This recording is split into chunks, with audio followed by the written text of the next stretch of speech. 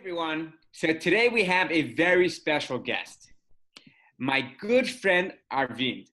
Now, it's not every day you bump into a VC that is also a rock star. Not just a rock star in the sense of personality, but an actual rock star, as in he's an incredible, incredible drummer.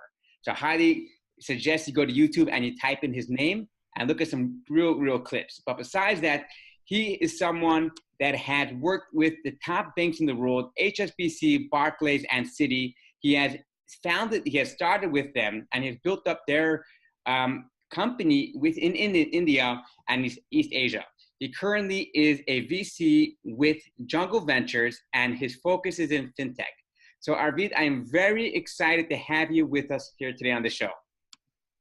Thanks a lot, Ephraim. Likewise, I'm very happy to be on the show, and I think you're being much too kind with your words about my passion for music. Yes, passion very much there. Capability, I suspect somewhat less, but it's a very nice counterbalance to my professional life to stay connected to music. Wow, totally. So before we get into how you got into music, let's take a step back. Before Jungle, before Citi, Barclays, HSBC, and everything else, before IIM, where are you from and what was your upbringing like? I'm from the south of India, from a town called Chennai, which is a coastal town. It used to be a very important port during the British times and even before. In fact, at one point in time, it was, I think under Portuguese control. But having said that, I don't see myself as a South Indian per se. Actually, I see myself as an Indian. And I think over the recent years, more as a global citizen. And I don't mean it in a trite way, but actually in a very real way, because my upbringing years were defined by our family moving from town to town and city to city within India. We come from a middle-class family. My dad was a civil servant.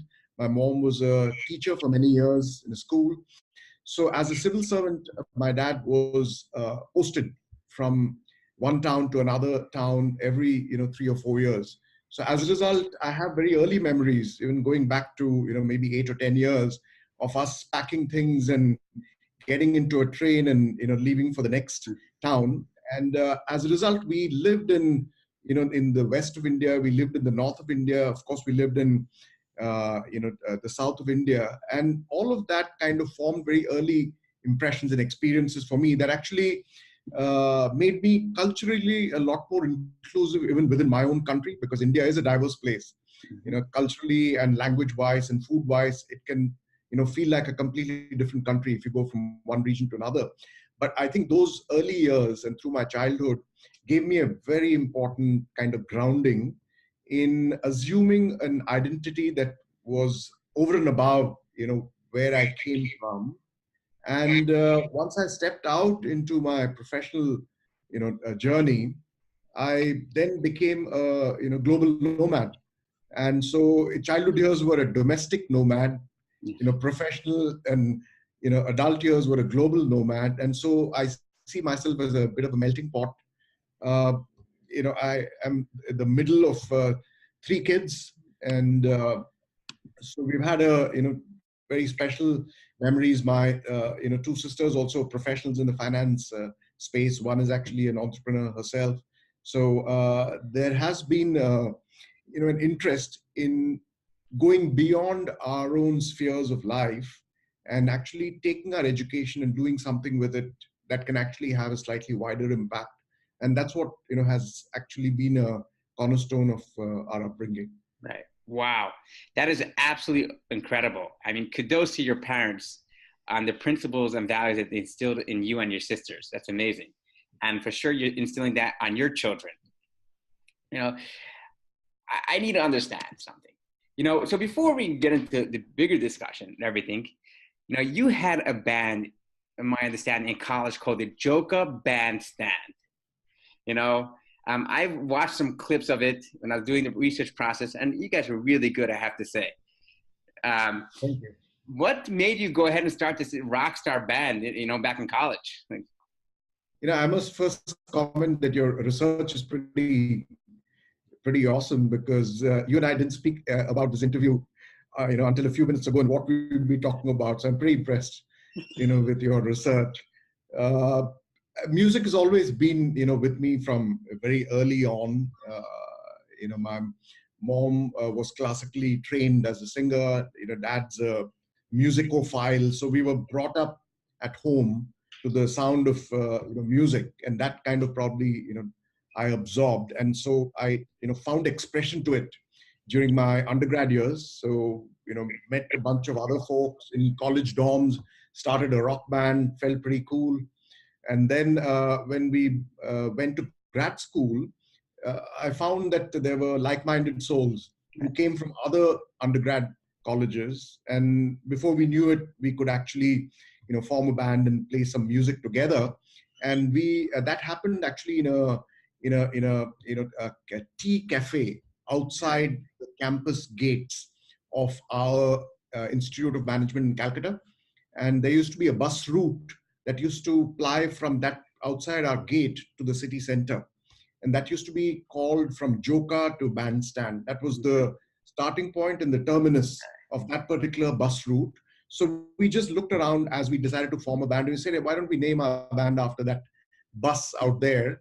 And before we knew it, we had a name called Joka Bandstand.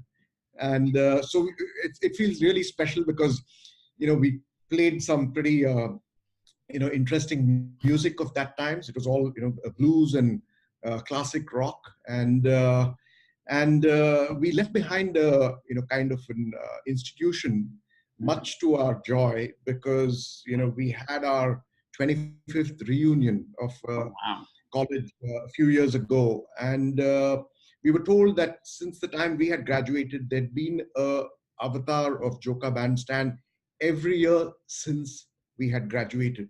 So they had you also had, part of your, while you were in the band, you also had a nickname. It was called Shanks. How'd you get Shanks? I'm again stumped by your research. It's like, I mean, it's really it's pretty awesome and deep. So Shanks was, my surname is Sankaran, and it's quite common actually. Folks who are name is either Shankar or Shankaran in India, very quickly take on a moniker Shanks when they go to college. So that's the simple explanation for that. Great. All right, gotcha. Now that's understood. Now I'm a big fan of Joka, and definitely will continue listening to it. The clips that I came upon. So a few years back, you gave a talk, and your talk was titled. I forgot what it was titled exactly. I think it was keeping igniting the spark. And in there, you'd say, your career in hindsight, they're able to see the accidents or the milestones that occurred in your life that they were able to progress and to able to become the man who you are. So when looking back now, and not necessarily looking back, we're not talking about a hindsight question of what you're going to tell your younger self, but in a sense, looking back as who you are now as a person, what are the milestones that created the transformations that happened in your personal life and in business? I think the first and most important, milestone or input, if you can call it, is what I had shared with you earlier on. The fact that we had actually been part of a melting pot of experiences very early on. So adaptability became a cornerstone of our personalities. And when I say of our, I mean even my siblings, absorbed the same adaptability, because every so often we had to kind of learn to kind of pick up a new set of friends, a new school, new experience. So adaptability was I think a very important input. The second input I would say is the fact that when a bunch of people get together and are aligned towards a single purpose, then truly magic happens. And I learned this from one of my bosses, who said that when you bring a team together and you give them a direction, magic happens. And I think that's something that played to me again and again, whether it was, very simple, just a music band being formed, or, creating a team, collaborating and building a product, or now in my current, kind of professional mode, where I'm able to see how founders and teams come together and create, new things that make the world a better place, one person at a time. So I think, so therefore the teamwork and collaboration, I think, is the second thing that really, struck me deep. And the third is that there is no reward without risk. If you want to be the change, or if you want to, create impact, you can't do it sitting from where you are. Right. You need to step out of your comfort zone and actually test and try. And even if it is one step at a time, but you need to step out. And if you step out, the journey is worth it, because you will discover things. You will, break a few things along the way, but you learn how to fix it. And what emerges is something truly transformational as a part of that process. So that there is no reward without risk, and to take risk, you need to step out of your comfort zone. I think those are a few themes for me that have kind of played back to me again and again at different stages, and has kind of helped me, kind of move forward. Correct. Wow. 100%. And especially, there's no reward without risk and stepping out of the comfort zone.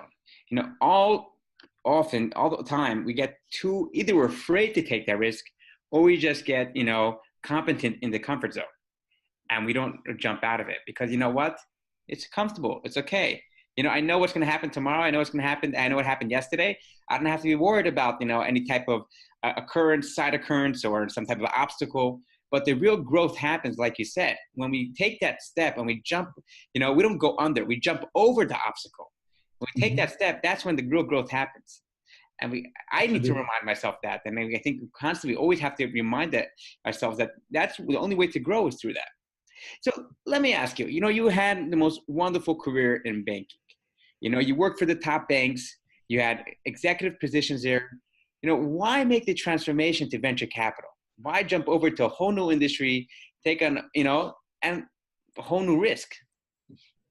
Yeah, it's a perfectly good question to ask, particularly, to a person who, spent 20 plus years, as a corporate executive. And often when you're in a corporate role for that long, and in a sector like banking, you could develop a mindset where you believe that there truly does not exist an alternative.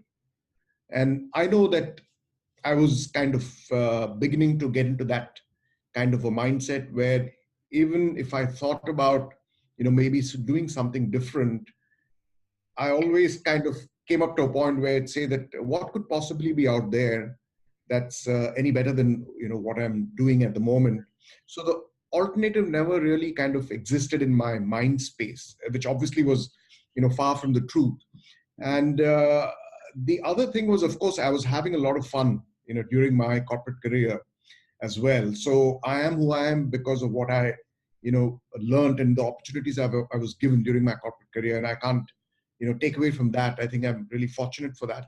And so during the times that I spent, if I take my time at Citi, which was the longest, almost 20 years, and if I deconstruct that, that was actually a series of startups within an enterprise framework. Because when I joined Citi, I joined as a management associate, and I was thrown headlong into helping start up a credit card business in India.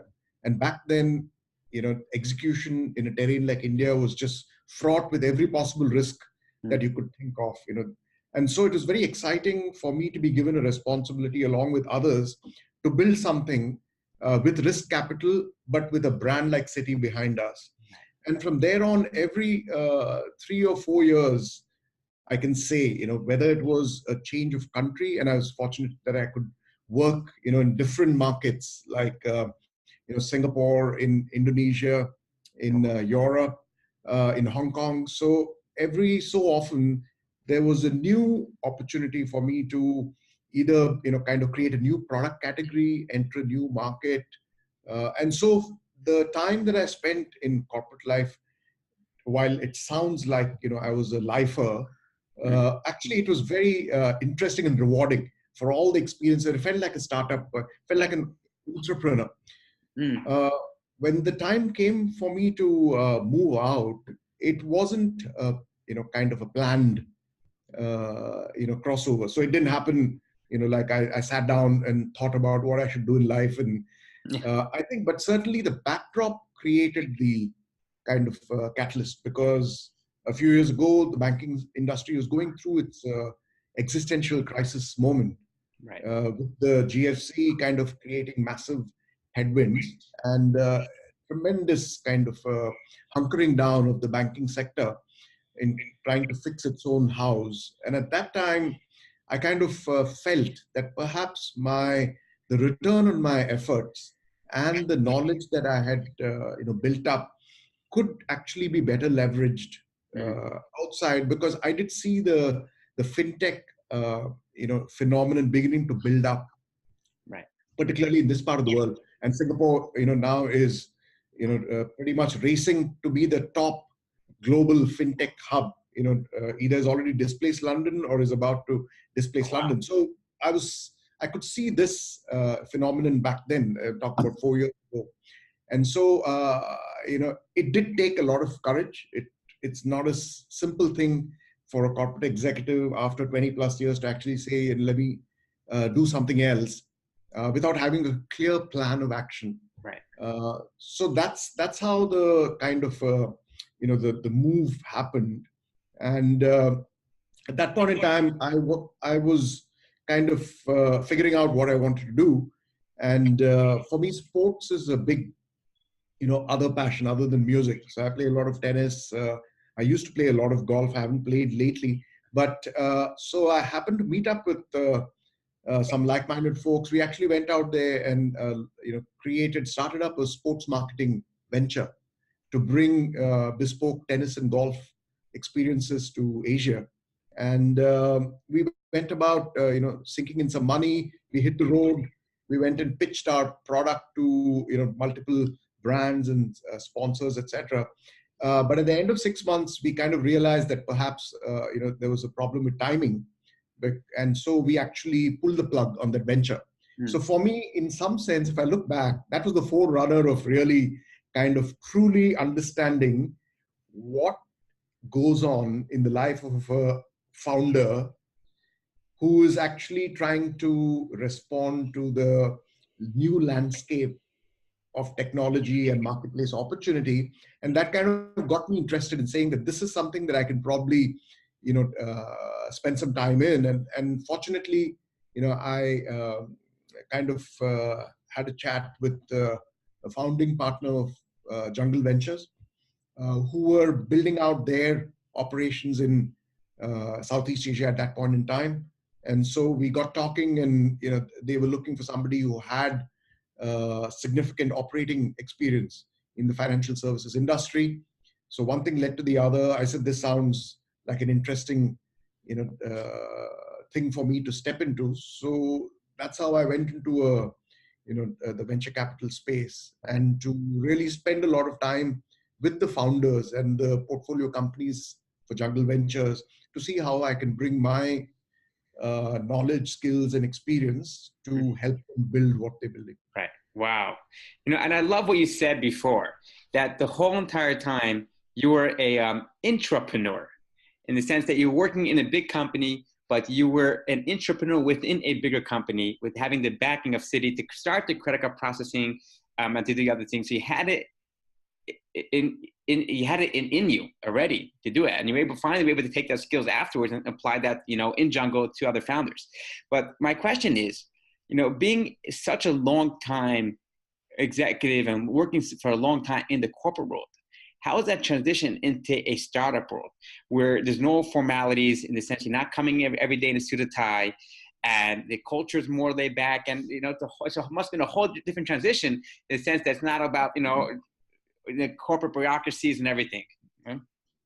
Totally. I mean, you're totally right. It is completely different. And so, in fact, to that extent, I gave myself some time and space to really figure out and validate for myself that actually I did have what it took to not only survive, but to thrive and succeed in this new, environment. And you're right. I mean, there's for a, any given venture, there's no backing of a brand. It's unstructured, mostly chaotic environment. Teams are small, therefore everybody's kind of doing three shifts, at any given point in time. Right. And often you're venture backed, so the VC is on your tail, and you've got a cash burn rate, at any given point in time. If you have 12, 18 months of burn available in your bank, that's a luxury. Usually it's like you're talking about dreaming the big dream and sweating the small stuff every day. So it's like 4 seasons in a day. So I saw that at close quarters. And so the good thing is that I think my time in corporate world, and like I mentioned, actually there was a series of startups. So the credit card startup was the first. And then when I moved to Singapore, I was given charge of a team that ran risk management, and within that we had collections and fraud control. And so it was in a way a transformational venture, because we had to bring in new technology and actually completely disrupt what we were doing to create a new level of productivity and outcome. And then subsequently it was an opportunity for me to build a retail investment product platform for Singapore, which didn't exist before, and the market was very new. So I think that kind of gave me a little bit of experience to kind of work in a fast-paced setup. But I think it still took time, and that's one thing that you can never kind of shortchange. Right. To anybody even today who comes and speaks to me and says, "Can you share a little bit about how your journey is progressing and this particular crossover?" One of the things advice I have for them is that it's time in the market. This is not about timing the market like we used to tell our clients about investments. You have to immerse yourself. There's no substitute for immersion. Mm-hmm. You have to immerse yourself in the new environment, in the market, learn the ropes. And I can say that it took me, I would say, 6 to 12 months in the new environment, working with founders, and then understanding that this is how the cadence and the operating rhythm or lack of it Right. works in a startup environment. And so I think that time that I spent was valuable. So I feel with now the feedback that I get from founders that I've worked with, and we have many in jungle, we've over the years made across 2 funds over 30 investments. Wow. In different startups. And out of that, I typically work with those who are either directly in the fintech space or who have a need for a financial services kind of a component. Wow. And so with the feedback from them, I feel a lot more confident, and that this is actually the place to be in, and this is where I can truly bring value to a bunch of people at any given point in time who are building something, and I can actually make a difference. Wow. I'm most amazed about your humility. And, even bigger than that is when I see you, Arvind, I see your life as a startup in itself. I'm talking to somebody that started his career working for 15,000 rupees to going on to managing billions of dollars, to starting now working in venture capital, managing startups, helping startups, advising startups, and constantly growing together with that. And it's just continuing to grow. So when a new startup comes to you, what are you looking for? What are you evaluating in them? There are a few things that you kind of look for. I think the first thing is have they articulated the problem that they are solving in a very clear, singular manner. Right. So is it absolutely clear what are they solving for? I think that's an important first kind of a question to ask. The second question to ask is, if they have indeed articulated what they're solving for clearly, is it a pain point today or not? Right. and as you can kind of start assessing, begin to see that there are some problems that are being solved, which could be more nice to have, and then there are some which are must have, and then there are some where it's a burning problem. It's got to be fixed before anything else can be done. Right. And if you look at in the recent times, regtech, for example, has become a very important category problem to solve, and it is actually sitting in the burning problems space, because regtech solves for regulatory compliance, and regulatory compliance has been a big failing in the sector over the previous years. And so before banks can move on to start rebuilding business, they need to solve that burning problem. Right. So that's the second question to understand: is it a pain point? The third is that does it have the unit economics, i.e., have the team thought through how exactly will they make money? I think one of the things you want to kind of put emphasis on is that margin comes before scale, and that's something at Jungle we try to look for when we are making an assessment of a startup. Do they understand the unit economics? Have the unit economics proven themselves out? Is there really a margin in this business that can be sustained, and will that margin improve over time? The fourth thing is this scalable? So if you've got a problem well articulated, it is a significant pain point, the unit economics hold out, then you want to know, is this scalable? So can it actually solve for that problem, make an impact at scale across multiple markets, across multiple regions? And the fifth and final question is, can this team pull it off? What's the management team all about? What's the strength of the founder? What does the team bring? Is this a A-list team where they are able to attract talent who can truly actually bring ideas to the table? So I would say that these are 4 or 5 immediate questions that one kind of uses to assess. So stepping in specifically to the fifth one, the team, it has to be an A+ team. What are the specific characteristics or personalities they look for in that A team? Interestingly, again, you're seeing a shift over the recent years in the startup space, particularly again, and my reference points are all this part of the world, Southeast Asia and India, etc., and again largely within the financial services space. I think previous knowledge or operating experience in a particular domain that you're trying to solve a pain point within, I think really counts. Right.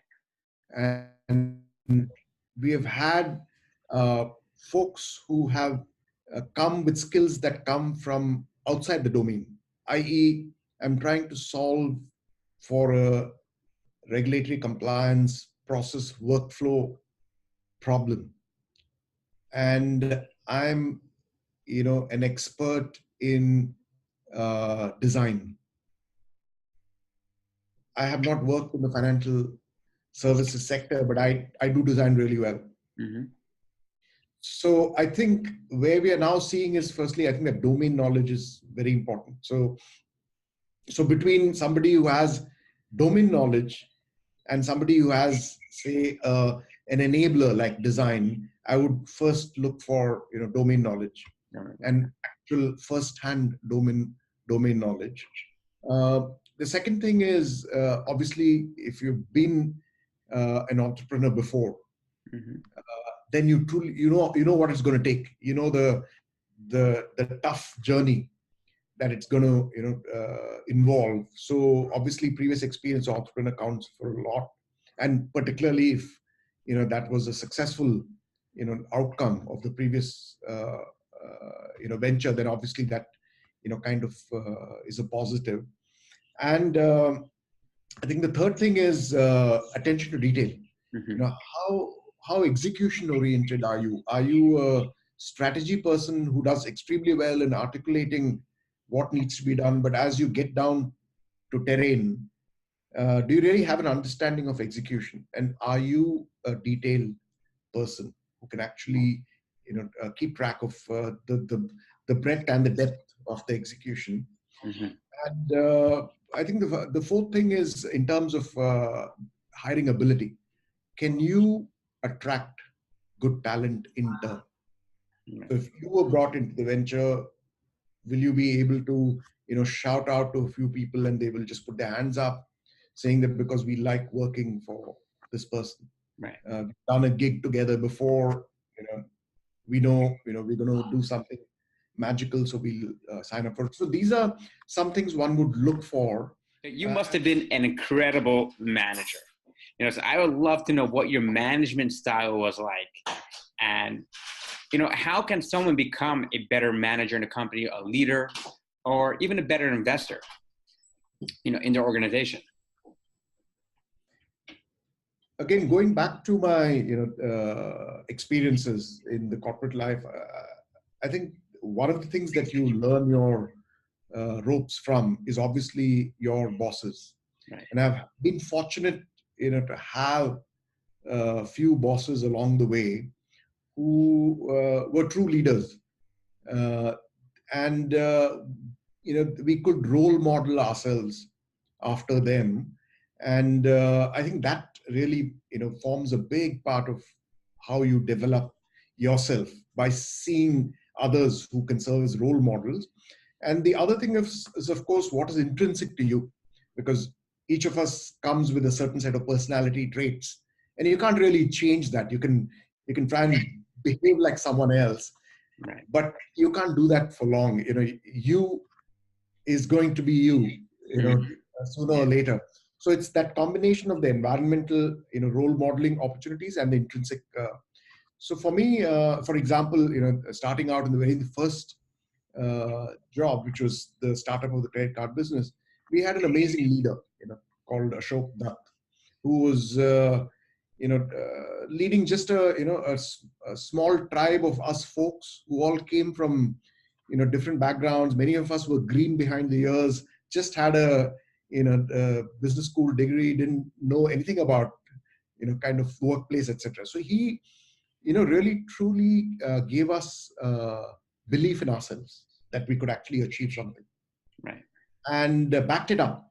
So it's not enough to just to give a motivational speech and go away. You got to back it up, because when the crunch comes, you need to stand behind, your team and see them through. So I think one of the things that I have learned is to really, operate with a positive trust and faith in the capabilities of everybody in your team. Everyone has actually a positive, contribution and a capability that they bring. Right. If you can operate with that as the assumption, then it actually helps. Rather than go the other way, saying that, and I've seen a few managers along the way where it's like, everybody's essentially lazy and incompetent, and you need to, drive the hell out of the team to really go anywhere. So I don't subscribe to that. I think it's the first bit. The second one is obviously to back them up. So if you have to truly walk the talk. If you're telling your team, go out there, break something while doing it, take the risk, get out of the comfort zone, then you've got to tell them that if you fail and if you fall and if something happens, I will back you up. Right. And again, I've had managers around me who have seen role modeling that. So I think that's another very important thing, to walk the talk, back up your team. And the third thing is, I think, get out of the way. Often, managers, because you have responsibility, and often you become the single accountable person for either, mitigating risk or to, generate revenue. The control orientation, takes over. Right. And so you don't get out of the way. You actually keep getting in the way. So you have to tell yourself, if I've been able to assemble a good team and I have, positive faith and trust in their capabilities, and I've kind of told them to go out there and do something new and different, and they'll be backed up, then I must get out of the way. Right. So I think getting out of the way is very important. And the final thing is, for me, is the true test of what you have built as a team is when you are no longer in the picture. If you can say that my objective, when you take up a new job, for example, and if it's a 3-year role, your objective should be to fire yourself at the end of 3 years. Right.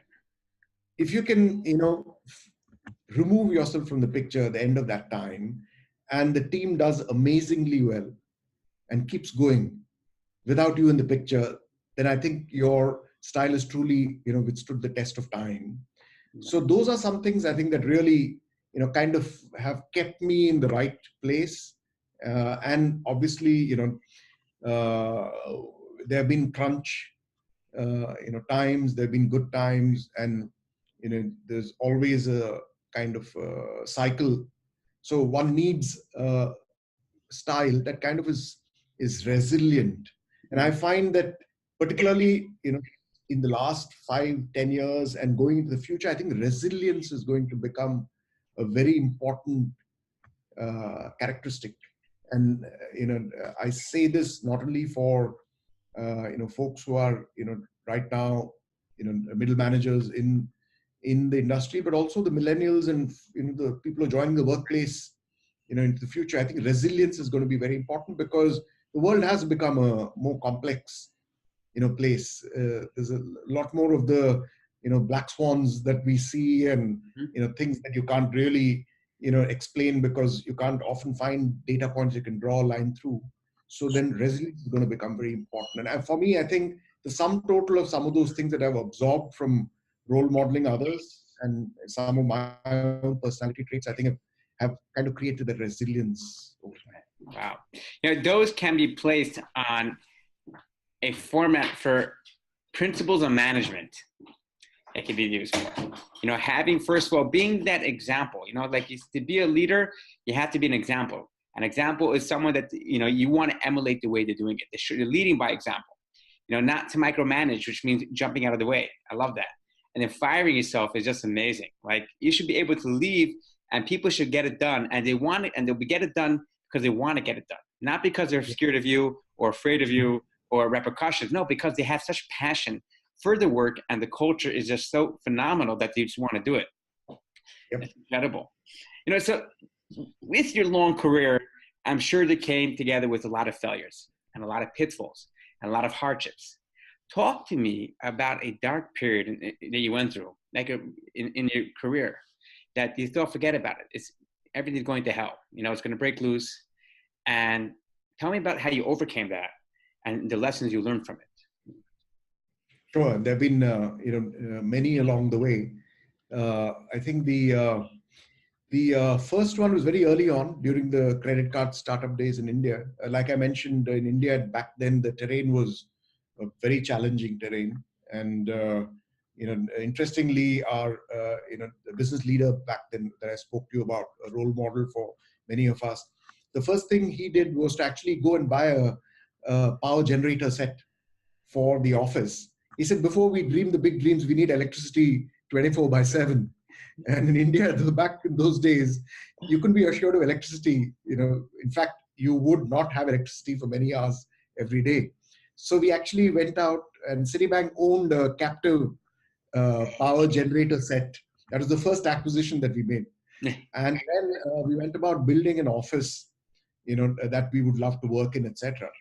But when the time came to switch on the business and actually begin to serve customers, we went through tremendous, challenges and difficulties. And one of the things I faced in particular was my job was to centralize customer service function nationwide across India. And it had not been done before. And so even to this day, my boss says that, Arvind, I think you may not know it, but arguably, I think you created the first ever nationwide, BPO for customer service in a bank in India. Oh, wow. Because that's what we were trying to achieve then. And everything that could fail, failed. So we had our credit card processing systems that were unstable, and it would, almost routinely fail every day.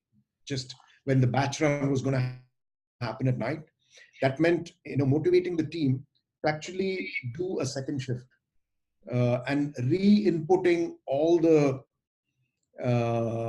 transactions, data entering them again, what had been done once during the day to data to enter them again. We used to have, as a result of these dislocations, lots of backlog of work that was piling up.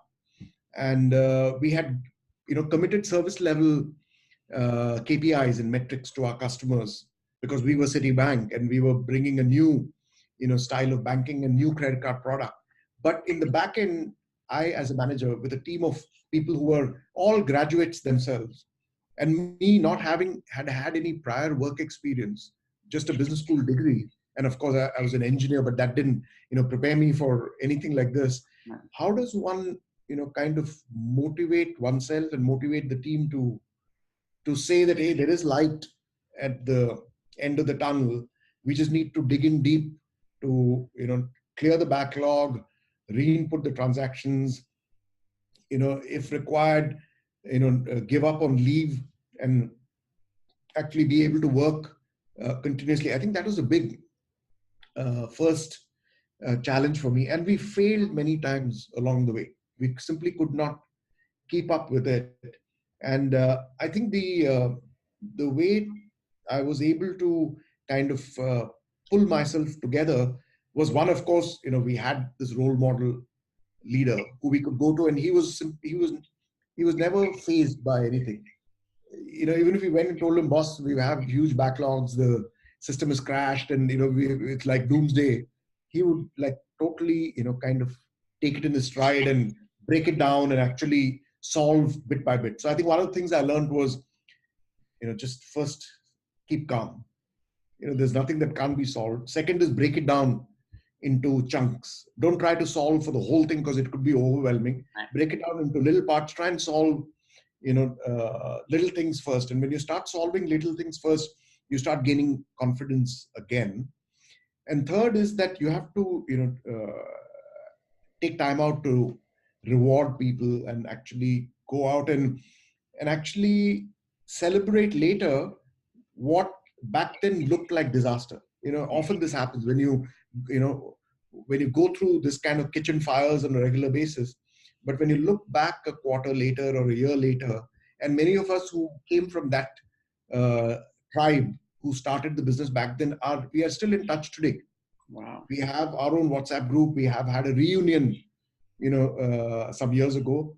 We look back at that time and now we're just laughing at what happened. So I think so that was a very early, failure that I had to kind of learn to cope and come out of. So knowing all that, and looking back at your career, what is it that you wish you would have known or wish you would have learned that you think younger entrepreneurs or new people entering their career now should learn, so that should be able to adapt to these situations or to any future situations that they come across in their career? I think one thing, and again, we've spoken about this before, is resilience. I think that, and you can't train yourself for resilience. Some of us have had the, we've had more years, under our belt. So we've been around the block a few more times than others. So therefore, we've ended up being in a few business cycles. When you see a few business cycles in your life, resilience just comes, to you, because you've been through them. So therefore, some of it you can't really, train, you can't acquire it overnight, but certainly one can develop an attitude. Mm-hmm. So I think the right attitude can solve for a lot of things. So one, of course, is attitude of kind of problem solving. So a lot of when I see founders, I can kind of there's one interesting characteristic that sets some apart from the others, which is the curiosity, the intellectual curiosity. There are some folks who are always intellectually curious. They seem to have, even if they are putting in 3 shifts, every day, they seem to want to know why something works the way it works, because that's the first time they're seeing it. Mm-hmm. They want to ask those 5 questions. And someone told me once that it takes up to 9 whys. You need to ask 9 whys before you can actually get to the root of anything that you're trying to kind of investigate. There are some folks who have that intellectual curiosity, and I think the underlying thing is the problem solving attitude. Okay. You want to truly solve the problem. So I think the attitude of problem solving, and then the attitude of kind of saying that this is going to take many different steps for me to get it right, so I'm not going to take any shortcuts. So the attitude of not taking shortcuts, executional discipline, executional kind of focus. Everything rides on execution, because one of the things in Southeast Asia, and if we look at the startup and the venture space here, is that a lot of the risk that VCs are taking with their capital in this part of the world is to do with execution. We're seeing now some of the new ventures coming in with pure innovation. Like we see a lot of that in the Silicon Valley space, where Silicon Valley, has stood for pure innovation. In Southeast Asia, we're seeing a lot of, ventures who are tapping marketplace opportunities, which could be across multiple markets. And if it's multiple markets, then execution is going to become very important. Mm-hmm. So the attitude that says, I'm going to focus ruthlessly on execution, I think counts for a lot. And the third attitude is that if we fail, never mind. We will pick ourselves up and fight the battle, the next day, the next week, the next quarter. So that not giving up easily, that kind of attitude is very important. And again, when startups need to find the right partner in terms of a VC. A VC at Jungle, one of the things we believe in is, we truly act as partners for the ventures that we support. And sometimes it is about looking over the horizon, looking 2 quarters hence, rather than looking at the metrics at the end of this quarter. Trying to understand what has been the dislocation in the market, or what has been the executional challenge, and therefore willing to look 2 quarters hence rather than 1 quarter's hence or 3 quarters hence. You need that convergence. So those are some of the attitudinal things I think that founders stepping in today into a venture could keep in mind. Right. 100%. Wow. So, what are some non-obvious habits that can change your life that you've implemented?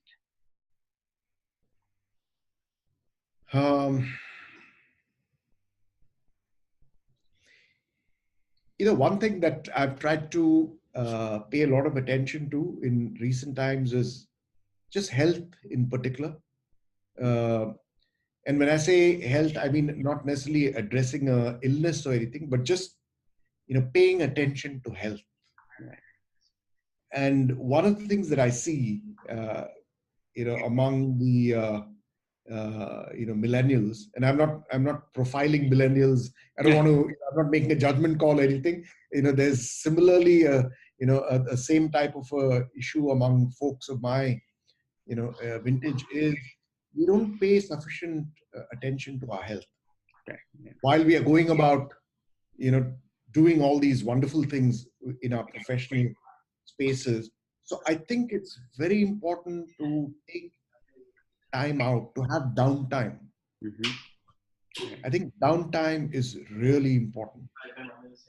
And today's world, where we are always on, always connected, your phone goes off every so often. Mm-hmm. I looked at my phone, and now the iPhone has the screen time statistics. They provide you analytics on how often did you look at your phone. And so I looked at my stats for the last week, and I was just shocked. It says on an average I've picked up my phone 80 times every day. Wow. For something or the other, because the phone is kind of alerted me either to a WhatsApp message or something or the other, or an alert from LinkedIn or some. I have picked up my phone 80 times a day. if I've picked up my phone 80 times in a day, and screen time these days is, on an average, at least here in Southeast Asia, I think 5 to 6 hours every day among the Wow. younger folks. Average screen time is 5 to 6 hours. Great. That gives actually a very good marketplace opportunity, obviously, for digital, product providers to be able to engage those audiences very well. But I think equally so, it's important for individuals to really practice downtime. Mm-hmm. And you can choose what kind of downtime works for you. Uh, but I think doing nothing is, I think, very important. It's a non-obvious, kind of habit. It doesn't come easily, but it's going to be extremely important to, keep one's health. One is just in terms of your, attention Mm-hmm. span, because today, because of this average pick up phone 80 times in a day, there's clearly an attention deficit. Right. And Netflix, on the other hand, says their competition, their chief competition is sleep. Good. Did you hear that? That's what the Netflix CEO said. Somebody asked him, who's your biggest competitor? He said sleep. It's true. And that's so important what you just said, paying attention to health and having downtime. Mental health being such an important topic now. And, including in mental health, a lot of it's also about, preventing founder burnout or employee burnout, or VC burnout. And, what you just mentioned is that, having just downtime without doing anything, without, trying to take your mind off everything is just so important in order to prevent that burnout or the overcome with emotions or whatever it may be, the stress that you're going through currently at that time. Yep. It's such an important thing. So tell me, a kid growing up in the 80s, starting his band in the 80s, who's your favorite band? Wow, all the questions you asked me so far were tough questions, but this is the toughest question so far in this interview. It's tough. I mean, it's like there's so many heroes out there. So, I mean, if I were to just give you an idea of the music that we play, and I've played over the years, it's been stuff like, Led Zepp, The Who, Deep Purple, Santana, Pink Floyd, Dire Straits. Wow. It's like all the pantheon of rock gods out there. So I think that's, and Queen, of course. I mean, who can forget Queen? So it's hard to pick, I mean, from any of them. And then we also do a lot of, blues as well. And so, so it's hard to pick. But if you were to like really hold a gun to my head and say, so let's rephrase the question. You're going to an island and they're throwing you on an island for 10 years and you can only take one band with you on your iPhone to listen to. Who do you take? I think it'd be Queen. Queen. Yeah. Not the Beatles, not Bob Dylan, Jimi Hendrix, Johnny Cash, the Queen. The Queen. Because they were just so amazing. I mean, they were just, they were a band that, believed that they could be much bigger than who they were. They went out and created a product that nobody's ever been able to really, recreate again. And it is such high quality, musicmanship in the rock operatic style with a character like Mercury right in the middle of it all. It's amazing. So who are some of the people that have made a difference in your life? So mentors, role models. I mean, obviously at home, the parents have a huge, impact, and each stands for different, kind of ideal.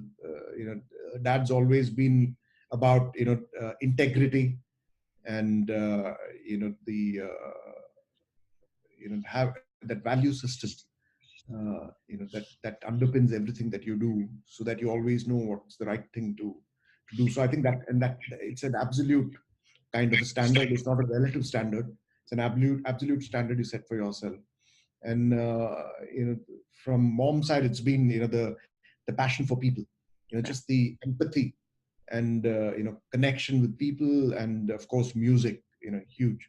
Outside of home, I'd say at work, like I mentioned, Ashok Dutt, who was a role model to me and many of us when we started out our careers in Citi, building a credit card business. I think I learned a lot from him. Um, I think if I look at other business leaders who are out there today, uh, you know, uh, who I've had the opportunity to work with over the years and still continue to, be in touch with them and learn from what they're doing today. I think one person that I have huge respect for is the CEO of DBS Bank in Singapore. His name is Piyush Gupta, and he's it's amazing what he's been able to achieve with a bank like DBS, and of course his career before that. He calls DBS a 22,000 man startup, and has been able to kind of move the whole team and actually create a transformation agenda from the core that now has resulted in DBS being voted the world's best digital bank. But it's that really that leadership that helps people believe that they are doing something quite different. So he's another person. I think one gentleman that I had the fortune of actually doing some work with for some time was this tennis legend from India. Uh, you know, he actually reached the farthest in Wimbledon among all Indian tennis professionals. He went up to the quarterfinal, Oh, wow. and his name is Vijay Amritraj. And so I had a chance to work with him, and he stands for amazing humility, and it's like what you see is what you get, and that's a rare thing. You meet a lot of people, but often what you see is not what you get when you actually double click and start talking and working with people. He Right. stood for just a complete consistency, internal and external consistency of the individual.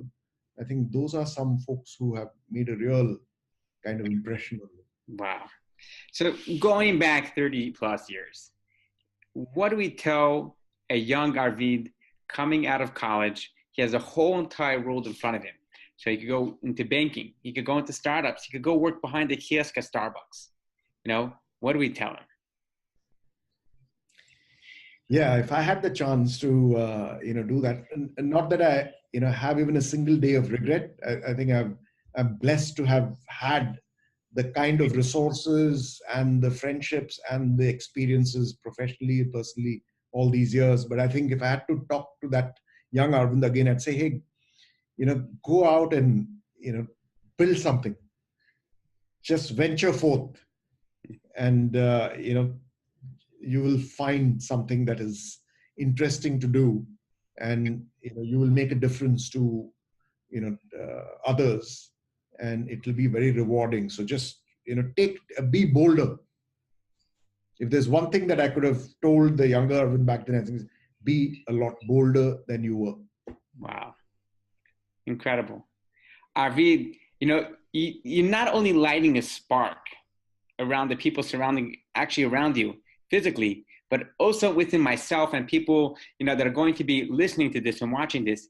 You're igniting a spark within them, and they're going to be able to ignite the spark in someone else.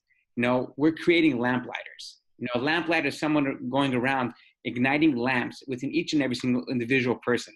And that's what we're doing in here. And you ignited that spark in me. After hearing your journey and story, I cannot wait for your book to come out. And the title will be Boy from South India, from 50,000 rupees to managing billions of dollars, and then it'll be, the story of a banker slash VC slash rock star. And your story is absolutely incredible, full of humility and full of exciting journey. And I've learned a tremendous amount from learning about you, hearing it, and so many different lessons that I can implement into my own life. So I want to thank you very, very much for doing this. Thanks, and likewise, it's been a real pleasure talking to you. We don't know each other, we're getting to know each other, from like tens of thousands of miles away across time zones, and it's wonderful to to know you, as an individual, and the kind of passion you have for what you just called the, identifying a bunch of lamplighters. You've actually, kind of redefined this whole conversation for me in a very interesting, motivating way. That if I can help light a lamp, then my day is done and our time has been worth it together. So thanks very much for the opportunity for me to be able to hopefully light a lamp. And again, you're being, much too kind, and it's a bit of an embarrassment to hear, all of those, things being said. I think I'd rather keep it, at the ordinary level than make anything more out of the experience and journey I've had. I think it's more important what we do with it rather than what we've kind of accumulated over time. Correct. But thank you so much. Thank you. Thank you.